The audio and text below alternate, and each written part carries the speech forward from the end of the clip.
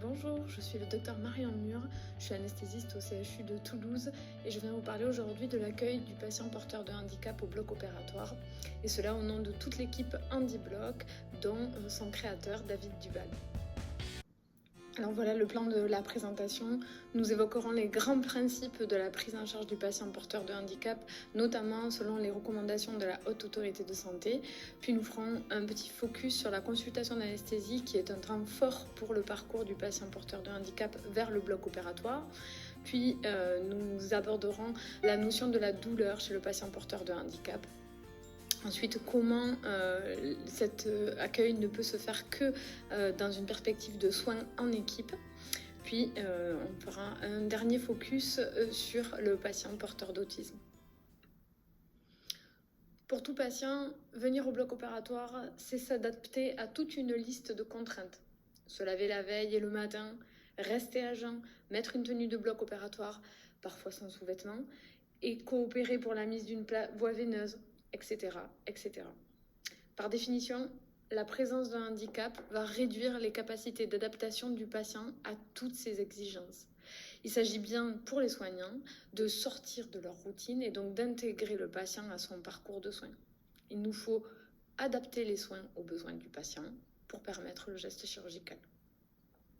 Première étape clé, identifier les porteurs de handicap et maintenir cette identification du patient tout le long du parcours pour permettre aux équipes d'anticiper l'accueil du patient. Exemple, une étiquette sur la consultation d'anesthésie imprimée, une mention dans le logiciel de programmation du bloc opératoire. Chez nous, l'infirmière de consultation inscrit la mention HandiBloc dans les commentaires du logiciel opératoire Opéra. Pour adapter les soins, il faudra bien sûr évaluer en détail les besoins spécifiques du patient. Nous y reviendrons sur le temps de la consultation. Ceci doit se faire à 2 temps clés, la consultation chirurgicale et ou la consultation d'anesthésie, qui sont les étapes essentielles pour la réussite du parcours spécifique. Dans cette première étape primordiale pour le patient, il s'agit déjà pour les soignants de s'extraire de nos représentations préétablies sur ce qu'est un patient au bloc opératoire, de briser nos routines à chaque temps d'approche du patient. 3 outils sont nécessaires: empathie, adaptation permanente et innovation. Parce qu'il est parfois déjà très complexe pour le patient porteur de handicap d'accéder aux soins dont il a besoin, il nous faut repenser nos parcours en termes d'accessibilité face aux besoins spécifiques et aux limitations du patient. Dans un premier temps, rendre l'information accessible. Par exemple, des livres d'information audio, un traducteur en langue des signes, etc. Notre groupe HandiBloc a créé un livre photo pour imager ce qu'est le parcours du patient à l'arrivée en ambulatoire, avec le déshabillage, l'accueil au bloc opératoire, la salle du bloc opératoire avec la mise en place du monitorage, puis de la perfusion et le séjour en SSPI, puis la sortie du service d'ambulatoire. Ceci afin de mieux préparer le patient pour qui l'information écrite ou orale n'est pas le meilleur vecteur, et pour une bonne compréhension et donc plus tard espérer une bonne coopération. Il nous faut également préserver l'autonomie des patients. Cela peut commencer par le maintien des appareils auditifs et des lunettes jusqu'à l'induction de l'anesthésie générale. Dans l'équipe, nous attendons que le propofol soit injecté ou l'intubation réalisée pour qu'une infirmière de bloc se charge du retrait des prothèses et de leur mise en sécurité, comme elle l'aura défini avec le patient dès l'accueil. Bien sûr, pour s'adapter au patient, il faut chercher à communiquer avec lui et pour le maintenir au centre de sa prise en charge, au maximum acteur de ses décisions. Comment rentrer dans le monde du patient doit être une priorité pour tout soignant face à un patient.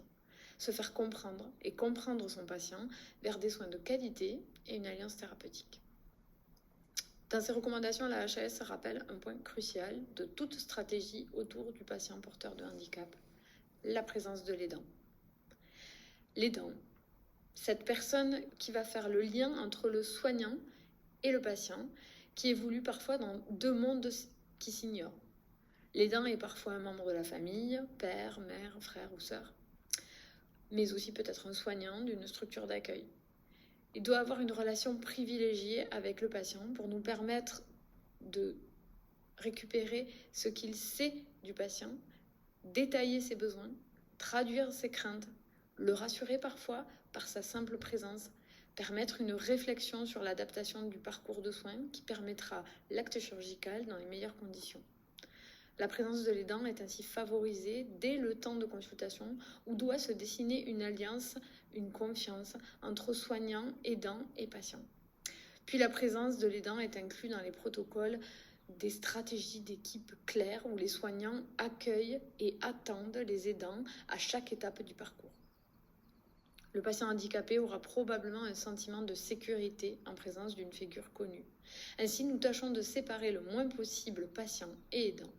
Une aide-soignante accueille les aidants dès leur arrivée au bloc pour les habiller, puis l'équipe du bloc intègre l'aidant pour le départ vers le bloc opératoire, avec parfois un patient que l'on maintient dans son lit. La mise en place du monitorage et la perfusion se fait avec l'aidant qui permet réassurance et distraction. Puis l'aidant est raccompagné par l'aide-soignante dès la perte de conscience s'il y a une anesthésie générale ou bien il reste en salle d'intervention si cela était la stratégie choisie. Dans tous les cas, l'aidant est attendu en salle de réveil avec un fauteuil qui lui est dédié au chevet du patient dans une zone au calme avec souvent moins de lumière, de la musique si besoin, une couverture sensorielle également. Dans tous les cas, l'aidant ne doit pas être forcé à nous accompagner et ne doit pas remplacer un soignant. Il s'agit de s'assurer de la sécurité psychologique de l'aidant et de ne pas l'amener dans le bloc opératoire si cela représente une épreuve pour lui ou pour elle, perdant ainsi sa capacité à se connecter au patient et le rassurer. Vous l'avez compris, créer un parcours de soins spécifique à chaque patient, cela ne se fait pas seul. Il nous faut mobiliser une équipe entière. D'abord, changer les représentations souvent négatives qu'ont les soignants sur le handicap. La crainte de s'occuper d'un patient autiste parce que peut-être on se sent incompétent avec nos stratégies habituelles et qu'on ne s'est jamais autorisé à sortir de nos routines. Comme le simple fait de ne pas obliger un patient à être en tenue de bloc. Des habits propres du matin et faciles à retirer feront tout aussi bien.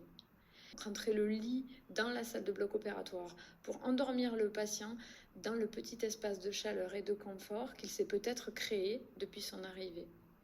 Et il nous faut, là encore, réaliser que ce lit d'hôpital est bien moins accueillant que le lit de la maison, avec les odeurs habituelles, etc. Pour fédérer les soignants autour de la cause du handicap, il faudra donc montrer les exemples, persévérer et innover quand les plans A échouent, communiquer et transmettre nos savoirs et nos compétences spécifiques. Ceci est la mission des référents HandiBloc. Un des temps clés pour le patient vers le bloc opératoire est la consultation d'anesthésie. Il s'agit de quelques questions au patient et ou à l'aidant pour définir les besoins spécifiques du patient, puis envisager une stratégie de prise en charge personnalisée à chaque étape du parcours. L'anesthésiste joue là un rôle primordial qui va tout changer dans l'expérience du patient et la confiance qu'il va développer pour les soignants de toute l'équipe. Ce résumé va prendre quelques 4 lignes dans le chapitre des antécédents médicaux du patient et la conclusion de la consultation. Nous débutons bien sûr par l'identification du handicap, tels que les troubles de la communication avec troubles du spectre autistique, retard mental, handicap moteur avec paraplégie, multidéficience, surdité, cécité, etc., etc. Et un aperçu de l'autonomie du patient. Marche-t-il seul ? Mange-t-il seul ? Sait-il se déshabiller seul ? Puis très vite, les modalités de communication avec le patient doivent être évaluées. Communiquer concrètement avec le patient ? Comment faire ? Des pictogrammes connus ? La langue des signes ? Est-ce qu'il maîtrise les ordres simples ? Et dans sa capacité à communiquer, comment le patient exprime en général sa douleur ? Il la signale sans difficulté ? Il sait même la localiser ? Ou va-t-il faire preuve de débordement avec agressivité, repli sur soi, des cris, des automutilations, etc. On s'intéresse ensuite au comportement habituel.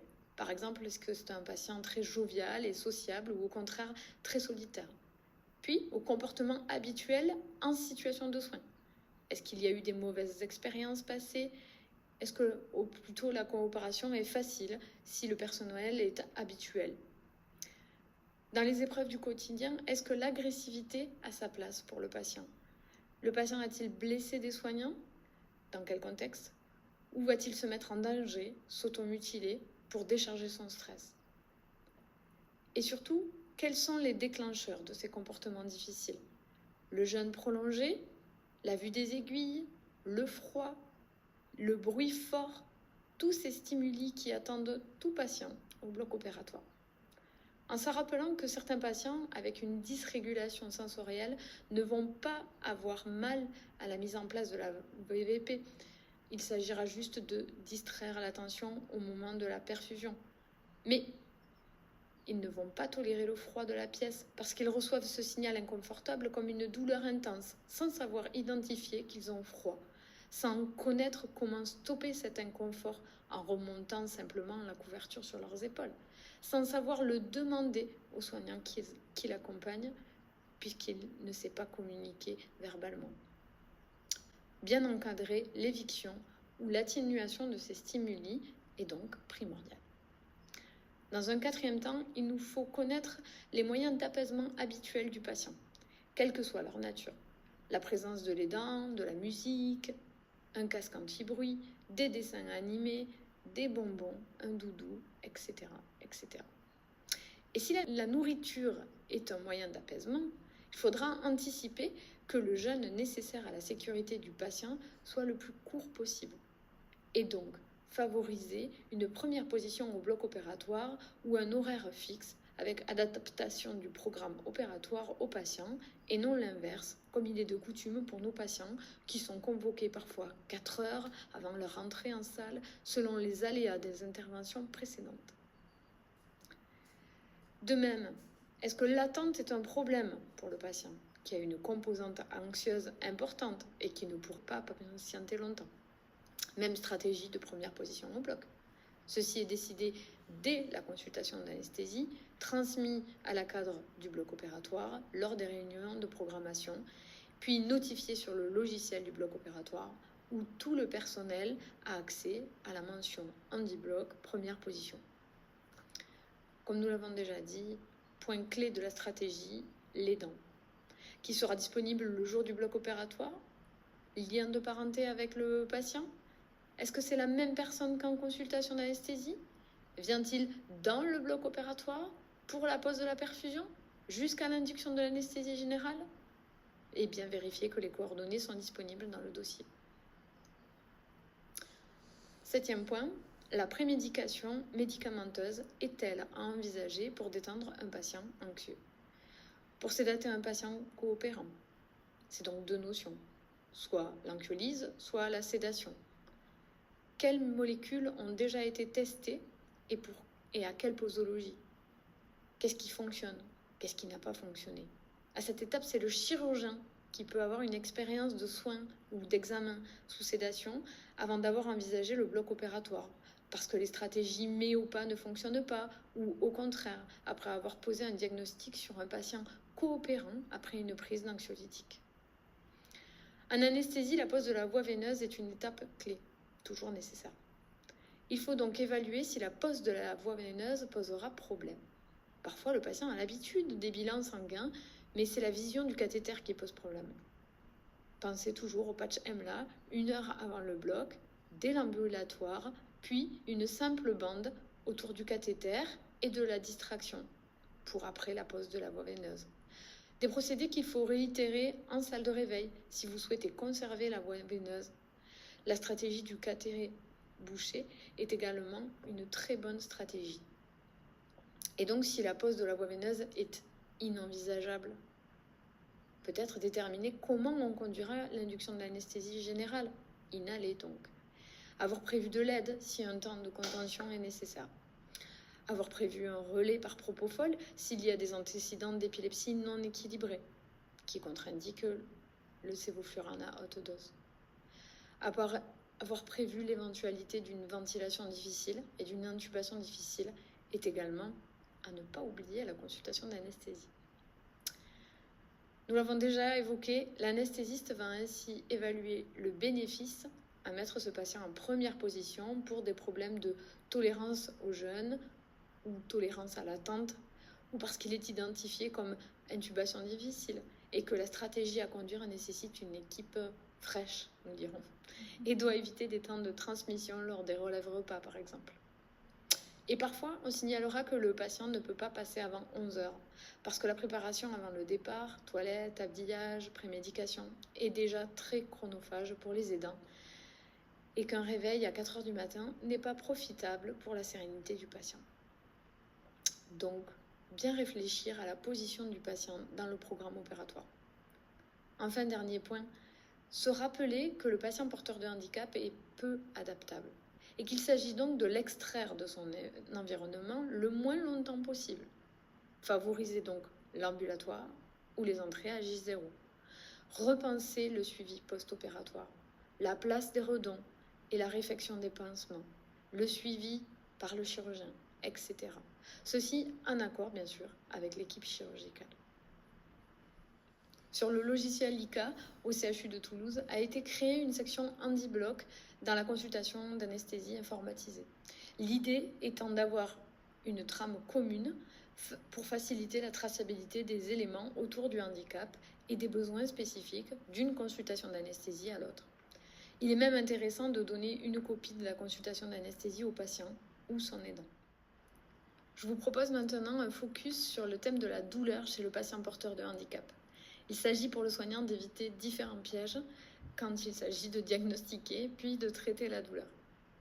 Il faut d'abord garder en tête que du fait du handicap, le patient n'est peut-être pas capable d'exprimer verbalement sa douleur ou de la quantifier, la comparer à quelque chose qu'il connaît. Le premier écueil est donc de passer à côté. Par exemple, de regarder un patient s'automutiler sans comprendre qu'il réagit comme cela face à un stimulus douloureux et que la stratégie sera de trouver et de traiter la douleur plutôt que de le contentionner, etc. Il existe à notre disposition une échelle facile d'utilisation qui est l'échelle ESDDA. 6 questions simples qui traitent de la modification du comportement habituel, des mimiques évocatrices de douleur, une plainte exprimée, des troubles du sommeil inhabituels, une opposition du patient et l'identification d'une zone douloureuse à l'examen clinique. Avec 2 items positifs, il faut évoquer une problématique douloureuse qui nécessite une intervention. Deuxième piège, celui de la sensorialité des patients neuroatypiques. Gardons en tête que certains patients ne reçoivent pas les stimuli de la même manière que nous. Une lumière vive peut être perçue comme douloureuse, tout comme une caresse bienveillante qui sera pourtant interprétée comme une agression, alors que la mise en place d'une couverture lourde, dite lestée, ou une contention dans les bras serrés peut rassurer et apaiser un patient autiste. Chaque patient étant unique, il s'agit de bien connaître les besoins spécifiques du patient, notamment ce qui peut le soulager et l'apaiser au quotidien, également les traitements antalgiques habituels et leur tolérance. Troisième piège, l'apprentissage de la douleur et les douleurs concomitantes. Pour le patient handicapé, ne pouvant exprimer sa douleur, le risque est grand de vivre au quotidien avec des douleurs chroniques et de faire de chaque expérience de soins l'occasion de développer une nouvelle douleur et d'interpréter le soin comme à risque de stimulus désagréable. La réalité de la douleur chronique passe par des douleurs des règles chez les patientes pubaires, par exemple, qu'elles ne peuvent parfois ni exprimer, ni traiter en autonomie. Autre exemple, les céphalées aiguës très invalidantes qui précèdent ou suivent les crises épileptiques. Puis il y a les cas extrêmes, vus dans notre service de chirurgie maxillofaciale, où le patient autiste sévère, non communicant bien sûr, épileptique, va chuter sur une énième crise d'épilepsie, se fracturer la mandibule à plusieurs reprises, sans que personne ne fasse le diagnostic, jusqu'à l'infection, la cellulite cervicale, où vous avez à gérer un patient très agressif, parce qu'il a appris que les soignants font mal et qu'il faut endormir pour une chirurgie urgente, mais qui présente une intubation à très haut risque. Enfin, la notion de comportement défi dans l'autisme, c'est l'ensemble de ce que l'on pourrait appeler les comportements anormaux, perturbateurs. Avoir en tête que l'élément déclenchant peut être une douleur aiguë, d'autant qu'on ne remarque aucun changement majeur dans le contexte de vie global du patient. Prévenir la douleur, c'est bien la base dans la perspective d'un passage au bloc opératoire. D'autant que le patient handicapé aura donc des difficultés à percevoir et signaler sa douleur. Les stratégies d'anesthésie loco-régionale systématique doivent être promues, même pour les chirurgies mineures. Il s'agit ensuite de réaliser une analgésie multimodale systématique, en réduisant le recours aux opiacés, comme pour les autres patients. Et ce, même pour des gestes réputés peu douloureux. Les soins dentaires, par exemple. En gardant en tête le risque qu'une douleur minime soit perçue comme un signal d'alerte déclenchant un comportement de défi ou bien qu'elle apparaisse dans un contexte d'hyperalgésie. On peut proposer du monitorage de la nociception. Bien que la littérature reste à faire, ce genre d'appareil, comme l'ANI ou le NOL, pourrait nous aider dans le diagnostic et la réévaluation de la douleur au bloc opératoire, puis en salle de réveil. Enfin, dans notre objectif de prévenir la douleur, on peut diminuer l'œdème avec de la glace, simplement. Favoriser une position antalgique. Proposer une bouillotte, au contraire, si ce sont des douleurs menstruelles. Ou bien apaiser la composante émotionnelle, anxieuse de la douleur avec de la musique familière au patient, une vidéo, l'utilisation d'une couverture sensorielle, etc. Et si malgré tous nos efforts, le patient présente une douleur, il s'agit de conduire un traitement antalgique et surtout de réévaluer son efficacité à court terme jusqu'à la certitude du soulagement du patient. Ainsi, pour créer un parcours de soins spécifique aux patients porteurs de handicap en vue de sa chirurgie, il nous faut fédérer tous les soignants qui œuvrent pour les activités de bloc opératoire autour d'un même objectif, soigner la différence.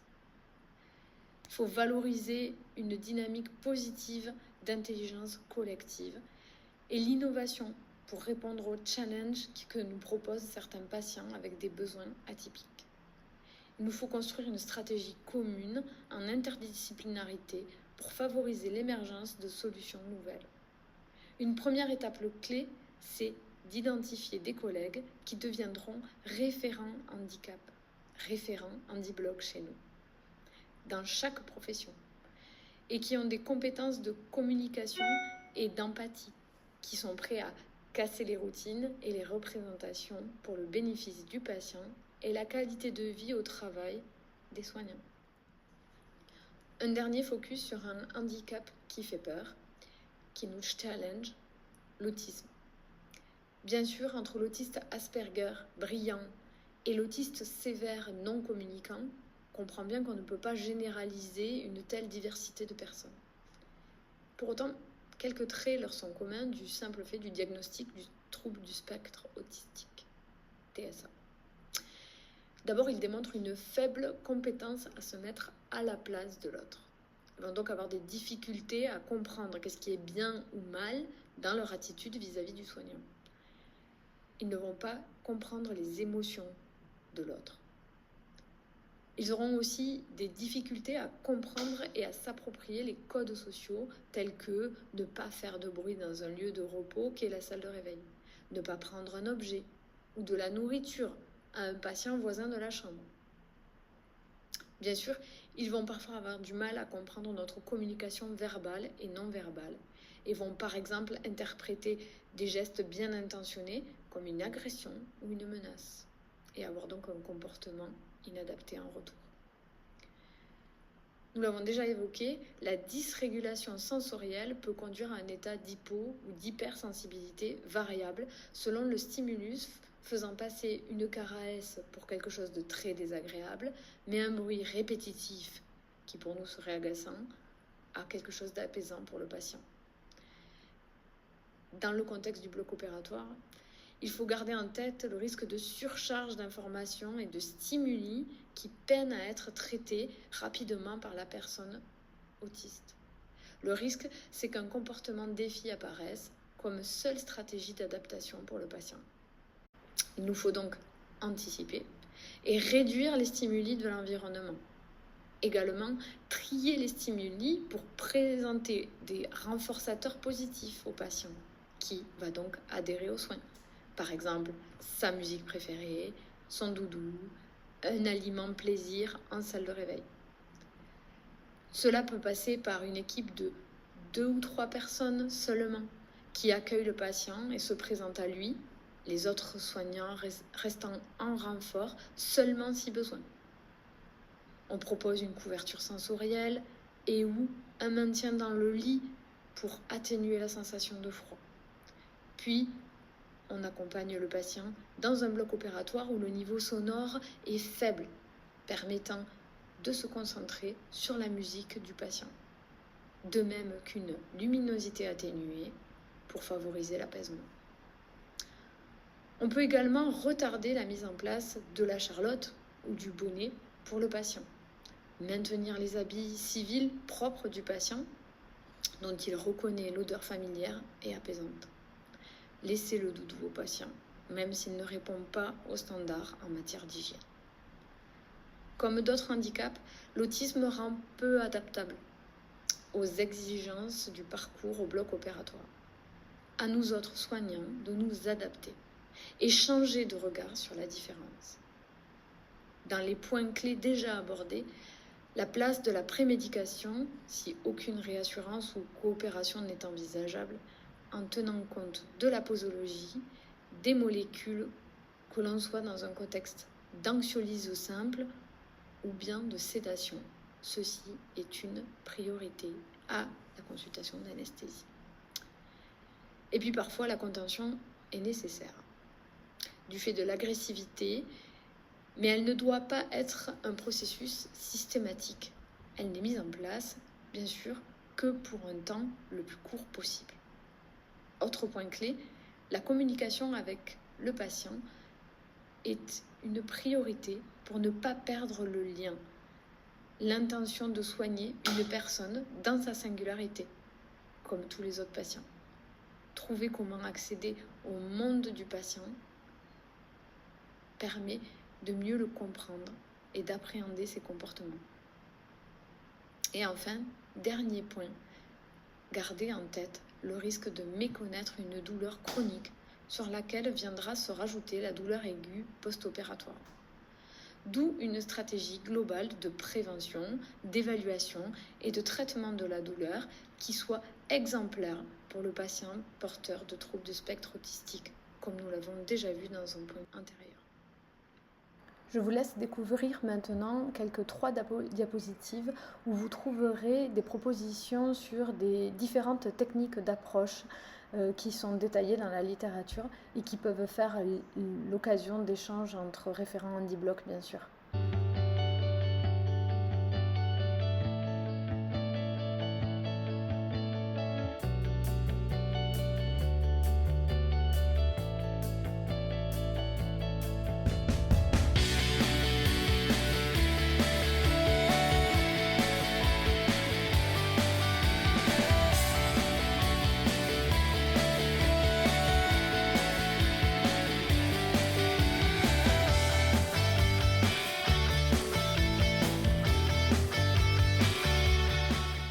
Je vous remercie pour votre écoute et je me tiens à votre disposition si vous avez des questions ou des remarques.